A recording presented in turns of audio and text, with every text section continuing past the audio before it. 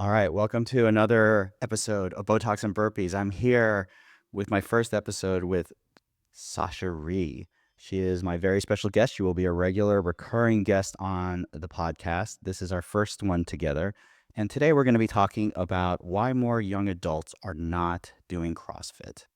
The demographics has shown that as CrossFit has become initially a very popular fitness trend, maybe 10 years ago, it's starting to decline amongst young adults, primarily as their age demographic increases.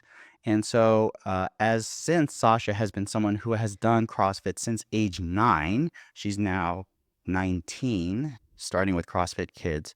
And she's still doing CrossFit to this day. So I would like to sort of pick her brain about her and her generation and what we can do to increase engagement in CrossFit for young adults. First of all, thank you, Sasha, for joining me on my podcast.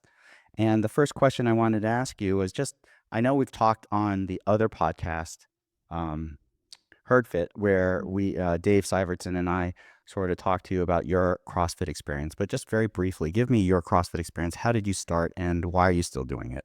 Yes, so I started at age 9. I joined the CrossFit Kids class at our local box, CrossFit Bison. One of the coaches was running it, and it was pretty typical, like moving. We were just like jumping, running around the gym, but it was just like nice being in the box. After that, I got into private training with Liz Tanzola around age 12 to 13. And with her, that was more about like sports and getting my stamina up for soccer and lacrosse. And so that's when I actually learned all the movements. I learned how to do a clean. I learned how to do like back squats and all that with Liz. And so that actually introduced me to like the types of workouts that are truly CrossFit like. After that, I then started going to the adult classes supervised with usually my mom around age like 14, 15. And that's when I was like fully in a class with other adults and really got to do like whatever the WOD was on the board. And so after that, around like 16, 17, when I started to be able to drive, then I would just go alone or my mom would drop me off if I was younger. And that was just now kind of how it's been for a while. I started at Duke. I'm a sophomore now, so I guess like a year ago. And freshman year, I didn't have a car, so I couldn't box as much, but like go to a box. But I did CrossFit style workouts from like the Facebook group that we have. And then this year, I joined a box called CrossFit Chapel Hill, which is in Chapel Hill, North Carolina. And I went 4 to 5 times this semester, not that much. But when I couldn't go then, I would do like CrossFit style workouts at the Duke gym. And so that's kind of where I'm at with my 10-year CrossFit journey. Okay, so why do you like CrossFit and why are you still doing it? I like it because I think the workouts are built in such a way where you don't have to work out for like an hour and a half. You can work out for 20 to 30 minutes. I mean, sometimes our AMRAPs are like 20, 15, but the way it's structured with the high cardio while also like lifting or doing something with a weight, I think that just helps me like reach my peak fitness and pushes me because I'm just not someone that can sustain for like an hour, hour and a half at the gym. So I enjoy like that quick, get your heartbeat up, and I feel like I know I'm getting good workout in because 'cause I'm sweating so much. Like, I don't think I've ever sweat doing anything else What is your anymore. goal with CrossFit? Like, are you doing it for health? Are you doing it so you can look better, keep your weight down? Like, what is it what is your ultimate Like, goal with your exercise? I think being healthy is maintaining, like, a certain weight for me at least, so it's kinda like a mix of that, but CrossFit's good for that because the mix of running and weightlifting, those obviously, like, if you read about, like, what are the most efficient ways of fitness, like, that type of mix is really good.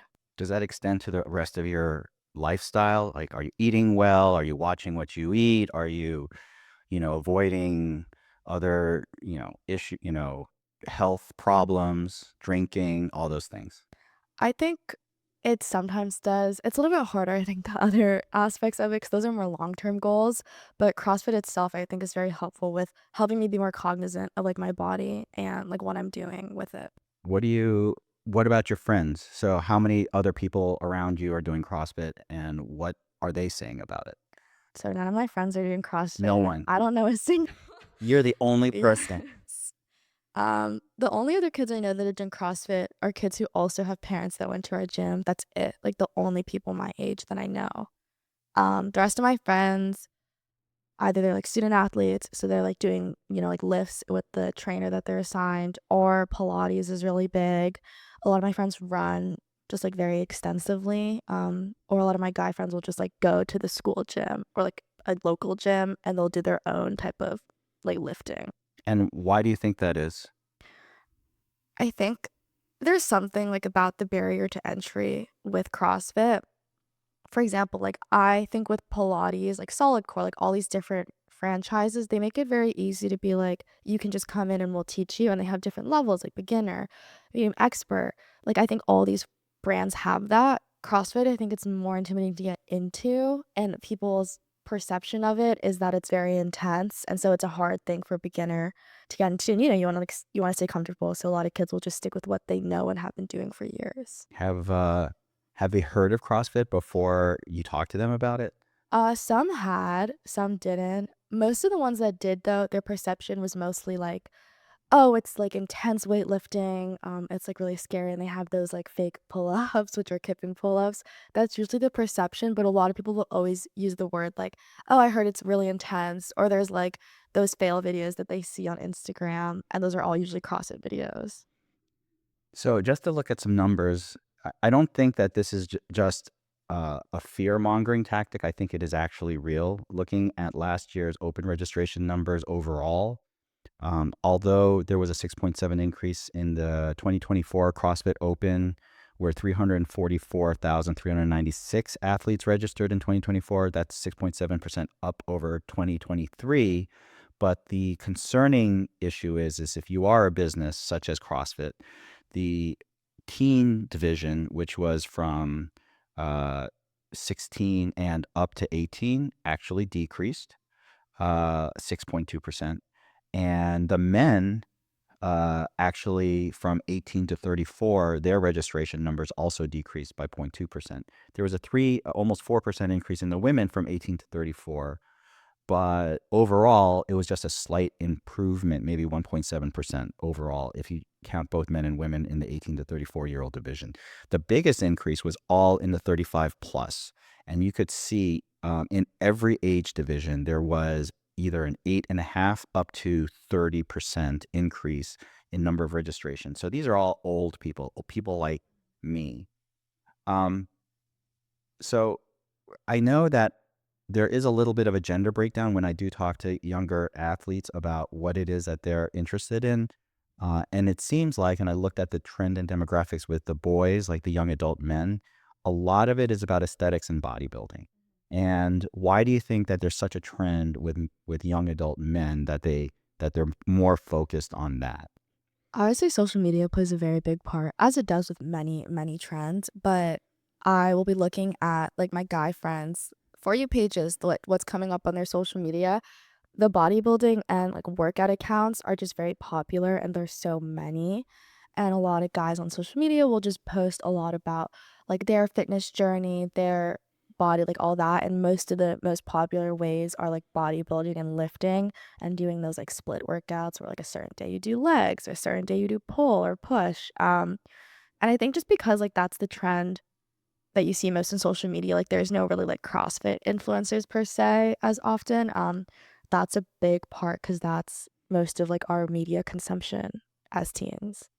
You mentioned Pilates and Core. What was it? All Solid the core. Core and some of these others, new franchises. So, or just existing franchises. What is it about these franchises? Now, are these have you ever been to any of these classes? I have not. I've been actually wanting to try Pilates, but it's very different from CrossFit.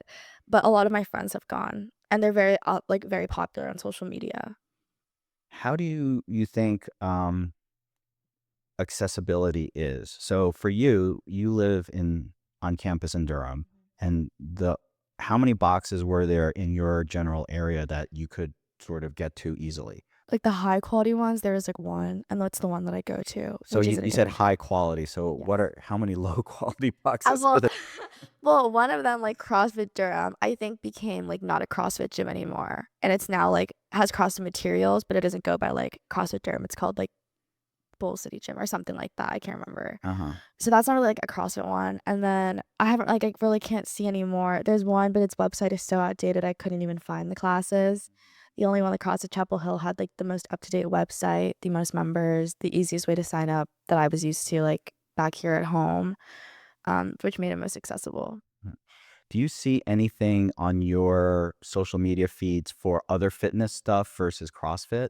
So what comes up on your social media feeds versus what I assume not is some of it CrossFit, is none of it CrossFit? None of it is CrossFit. If I'm on CrossFit Media, I need to search for it, or like it's the accounts I follow, like the CrossFit Games account. The Pilates, like Solid Core, all of those different brands are really popular. I don't know if it's because my For You page obviously is tailored to like me and like I'm a girl and it probably knows I'm like somewhere in the 18 to 19-year-old range. I just keep getting a lot of things about solid core. Girls are raving about it. They think it's like the hardest workout you could ever do. And a lot of girls are just posting about like hot yoga, hot Pilates, that type of thing. I think I see a reformer on my For You page at least like once a day. And a lot of it also is like I think that they are tailoring and catering to the age group. Like if you go to a Pilates class, it's all women essentially, and a lot of it is teens, like my age or like a little bit older. And I think that that's how they do it is like through social media because so many influencers are like saying Pilates is the way. Like I love going to solid core. Like this is what I like to do, and so it's like a trend almost now. What is the makeup of the classes when you go to CrossFit Chapel Hill, in terms of age demographics right now? I'm definitely the youngest by far. I think they have a young coach. She is I think she's a grad student at UNC, so she's like 24 maybe, but obviously she's coaching, so she's must have been doing it for a while. Everyone else is, I wanna say, like, at least 10 years older than me. Mhm. Some are, like, on the much older side than we see at Bison, actually, but most are, like, very old, and I've seen maybe, like, 1 to 2 kids, but they kinda keep to themselves, and I think that they are just more focused on getting the workout in. When you work out at your school gym and you're doing these CrossFit style workouts, how difficult is it for you to adapt what is available to you at the school to do what program you might follow from, say, our home website? Yeah, it's a little bit difficult because a lot of the ones that involve like running and weightlifting, I really can't do because the like cardio area is in a very different area than the weight room and you have to like scan into the weight room and it's really long, which sucks because those are my favorite workouts. Like I love Nancy, I love like the ones where it's lifting and then you go out for a run. It hasn't been too difficult though because there is like a kind of like a mixed modal type of area, and that has like dumbbells, a wall for like wall balls, a rig. And so there I do more of like the EMOM AMRAP of like wall balls, dumbbells, all that. But I will say like it's harder then because I still want to like lift, but I haven't back squatted in a while, even though I've gone to the gym because I would rather do, like, the high heart rate than just go and do, like, 5 I don't know, like, 5 sets of 2, for example, back squats because I can't really do anything besides that. And Mhm. so I'd rather do the ones where I'm moving a lot more, like doing rig work or something, than just kinda stationary lifting. So that has kinda sacrificed, like, my stationary lifting skills with, like, the type of, like, heart rate work that I would rather do. What do you think of the franchises that are most like CrossFit, like an F45 or Orange Theory? Do any of your peers do any of that stuff? A couple. I know a couple people that, like, work at Orange Theory, for example, that go to Duke. I think otherwise, not really. Like, I haven't really heard anyone mention F41. I don't even know what that is. So it might be 45. And Orange Theory, like, no, like, not as much either. A lot of Duke girls just will end up doing, like, Pilates or yoga, like I said. Mm. Do they have classes on campus for that? They do have, like, the classes at the gym, and so a lot of people like the Pilates class. They also have, like, like, hit workouts and dancing workouts, I think, too, like yoga. So you can, like, also sign up for those. What would the feasibility you think of having CrossFit style workouts or even just CrossFit on campus? Is that something that would even be a possibility at this point? Because I know, for example, University of Michigan co-branded with Peloton, and they just got like a million Peloton bikes, and they're doing like Peloton workouts on Mhm. campus. Like, is that possible? I don't think so because I'm thinking about there is a class that runs in my mixed modal area, like, on Tuesday afternoons, and it's just hard because if you think about how CrossFit gyms are structured, the CrossFit Chapel Hill is structured the same way as our box here. They have the rig in the middle, and so you can lift off the rig, and it's just very, like, open space for any type of workout. There's no really open space like that at Duke. Even in my mixed modal area, there's just not like, you wouldn't be able to do barbell lifting with the class. You would have to do, like I said, like, one of those, like, heart rate workouts, and even then, you can't even do, like, wall balls. The wall is not big enough for that many people, so I don't really see how it could be feasible per se, and also with just the amount of equipment usually that CrossFit workouts entail, the classes couldn't even be that big. So I think it'd be difficult just to like get everyone to like do it safely, and it just takes a lot of time. Right now, I'm thinking about solutions for both specific affiliate owners as well as for CrossFit HQ, which is the home office. And if I was an affiliate owner and I knew that I wanted to appeal to a younger demographic, say adults, like especially men, Yeah. like young men, and I knew that they were really into bodybuilding and aesthetics, would it make sense to, because CrossFit does involve and encompass a lot of weightlifting. I mean, back squat all the time. We do Olympic lifts. Mhm. These are all, uh, you can tailor it to make it more aesthetic. Yeah. And I know there's programming out there that allows that within sort of the CrossFit space. Would it make sense for a local affiliate to say, and to market it specifically for young adults, so that way they feel like it's their class, just like it's not just like a bunch of 50-year-olds and like two 20-year-olds? Like, Mhm. would it make sense in your mind if they knew, if they were able to do that for growth in terms of that market?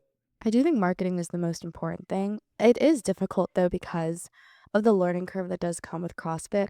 Like there are guys that lift, but do they know how to do a clean? No. Like if I bring up to my guy friends, like, do you know how to do a clean and jerk? They have no idea what I'm talking about. And then when they see a video, their eyes like go wide. Like I think, yes, like marketing is part of it to get kids through the door, but you also need to market it in a way where you're like, it won't take that long for you to learn. Because I think for a lot of people, with CrossFit, it's like with solid core, I know I can like go to an intro class and that'll be fine and those exist. Versus with CrossFit, it's not really marketed as like we have beginner classes, anyone can join. Even though I know that's what CrossFit HQ's overall message has always wanted, like they've always wanted it to be that. Right. The learning curve is just too steep. And I think, especially with guys, the cardio aspect is, like, too much. They think that it will hinder, like, their bodybuilding aspect. Like, there's no guy really that I know that wants to squat and then go run and then come back and do more squats.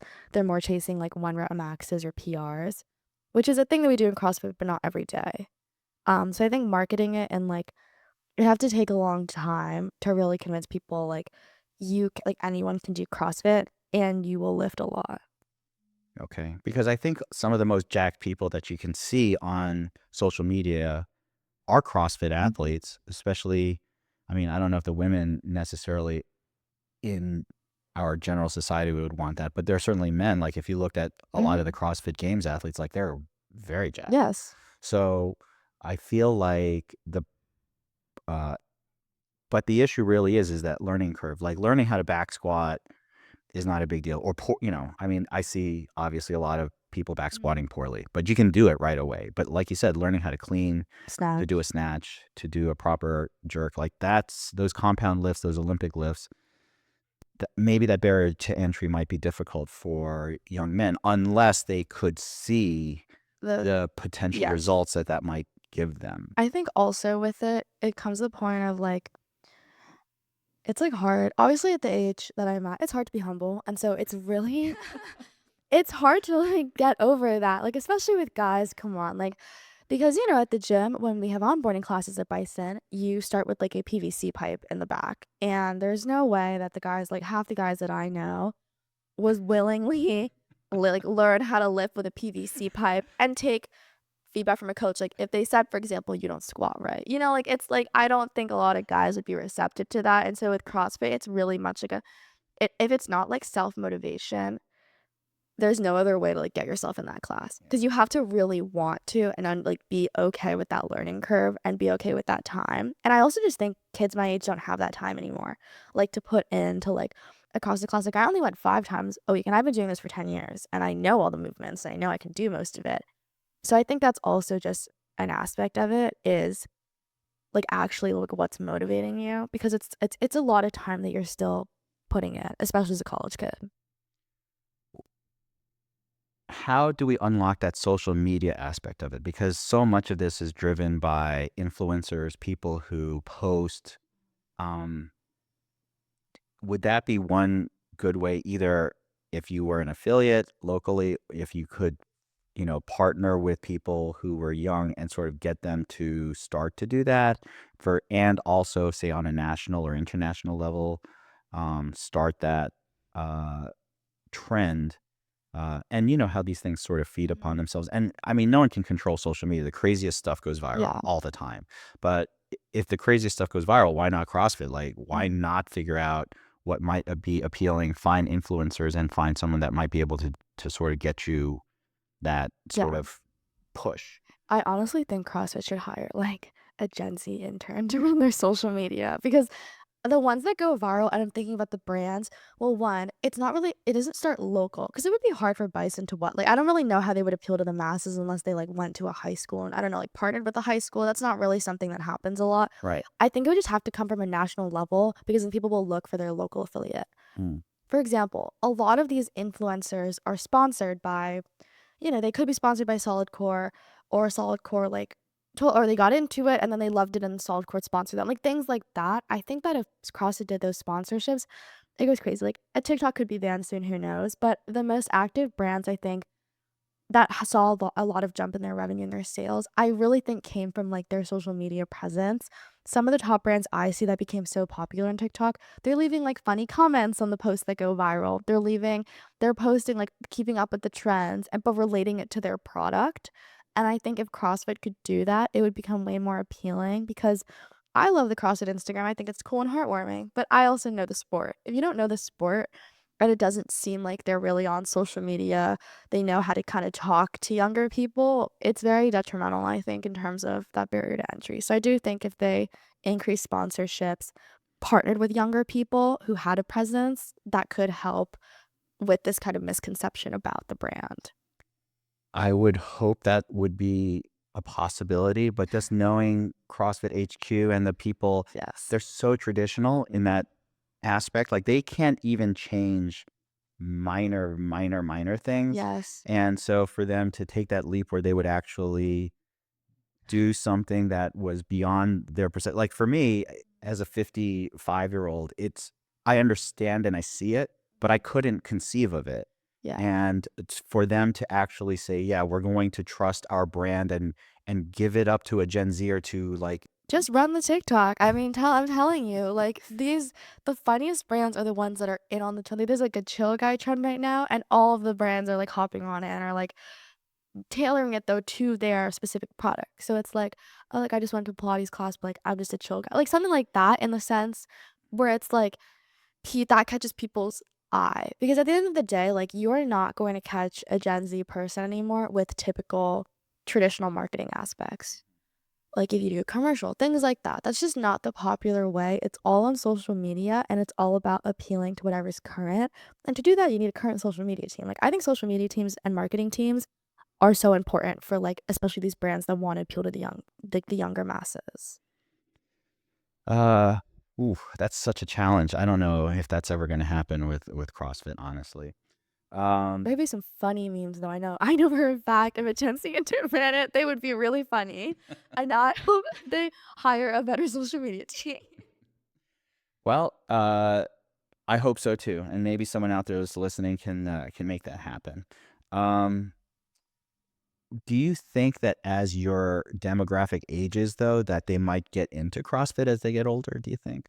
Yes, and I think it's because we see this at our gym all the time. Former athletes, like former collegiate athletes, D3, D2, D1, love CrossFit. We have so many former athletes at our gym. And I think that's because once you kind of, once you mature, you graduate college, the ego isn't as much there. You're kind of like a working adult. And so there's not much time for ego. I think that's when people are more willing to open themselves up to it and willing to put in the work and the time. And I also just think like, when you're older and you start to get older, like you said, you move to the suburbs. Like it's things like that, I guess, where you're able to hear about it more, but you also have the time in the sense where like you have the financial needs. Like you have the time to put yourself out there. And as you get older also, there's more of an emphasis on fitness. Like I know that younger people are more into fitness now, but I think as you get older, you're more reasonable about fitness and It's you're not more so much about realistic. looks and Yes, aesthetics. it's more about, like, what can I do to, like, stay healthy? And I think that then that's CrossFit's very appealing, and that's why we see so many collegiate athletes at our, like, gym is the sense that they have that high intensity, that lifting, and I think that also there is an aspect of being good at CrossFit, and I think as you get older, like, that's kind of appealing, especially once you get into it. So I do think that as people get older, they will get more into it, but that barrier of entry as just a young person is really hard to get over. So we just are going to have to wait until everyone gets old.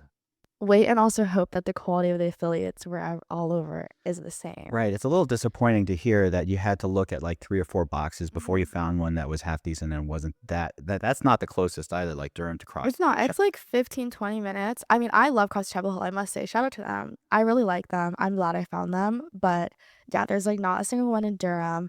The next one after Chapel Hill was in Raleigh, which is like 30 minutes from campus. Right. So, and I understand though also that they're put into Chapel Hill because Chapel Hill is more families Yeah. and more students, like a bigger college campus. Right. But yeah, it very much varies, and I think that's a big part also if you can build a community or not, is the quality of the local affiliate. Well, so for me to get this podcast to go viral, I'm going to have to get some TikTok stuff going and all that. Yeah, you Sam Rhee is just a chill guy. I don't even know what that meme is, for God's sake. Anyway, thank you so much for spending your time on this. Thank And I really you. hope that some people out there can think about this. If you have any thoughts, comments about how you think CrossFit can do better, your local affiliate can do better in terms of appealing to young adults, I would love to hear it. Comment on our YouTube channel. Send me a DM on Instagram at Botox and Burpees podcast. And thank you again, Sasha. Thank you.